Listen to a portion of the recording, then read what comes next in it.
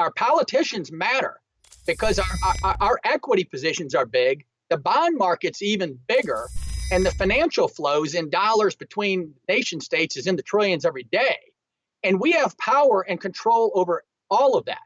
And even President Trump cannot get in the way of some of that power, right? Because it makes you quake. That's what I learned in Congress. I was a little too transparent, I think, for the swamp. They booted me out of there after 4 years. And that's what happens for real. If you get too close to things that start with a T, to the trillions, you're in trouble. So right now, while you have the opportunity at home, we're going to be making some announcements with Kevin Freeman and some other patriots to set up some plans to get this country on the right footing so that we can all make political decisions, economic decisions, financial decisions, spiritual decisions, right? Our investments should be based on our first principles. Right? Ultimately, everything we own is God's. And this country is founded and protected by God. And so there's that element as well, that to follow our principles and live out our principles. All of this is connected. No, it absolutely is. And your point first on the politicians, I mean, we rolled a clip. Joe Biden says, the Chinese, they're no problem. Come on, man. Why would he say that? Well, when you read about Hunter Biden going over there and inking these billion-dollar deals on Air Force Two, you wonder who's been bought, who's been paid for. And you look at Peter Schweizer's stuff. It's phenomenal, all the politicians that have been infiltrated. And that's an important point. Then you look at these big organizations, the World Health Organization, the United Nations. We pay for most of that. We underwrite most of the big organizations, but China's been smart politically. And what they do is they infiltrate. We underwrite, they infiltrate. A perfect example, I was actually in the Defense Intelligence Agency speaking to their top China people and telling them China was a threat. This was probably 2014, something like that.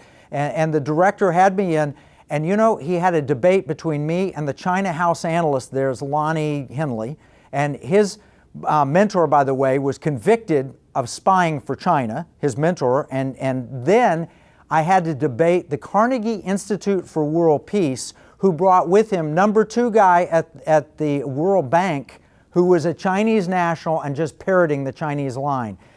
And you know what? Here I am, a money manager from Texas, having to argue with these elite people, but the truth was on my side, and we won the day.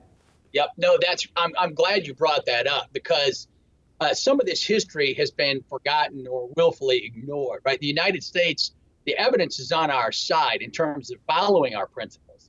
The mainstream media, the elite universities beat down the United States in our history every single day to the young kids. What did the U.S. do?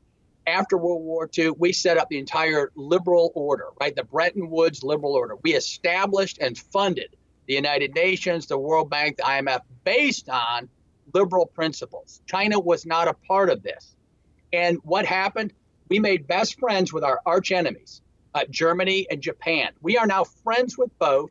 We've created wealth beyond comprehension for the entire world. And then at the end of this 50, 60-year reign comes the 800-pound gorilla, China, into the room with a wrecking ball. It's a wrecking ball against the liberal world order. If you mean that individuals are endowed with rights and dignity by their creator, and that should be protected as a liberal order, when China comes to the game table, you say, if you abide by these rules, you can play at this table. Otherwise, bye-bye. And the whole world needs to get back to that logic and say, bye-bye, China, until you will sign your name and have elections. You get rid of that CCP and get rid of Xi Jinping as a minimum first move. You are removed from the table. And we're going to make that happen financially.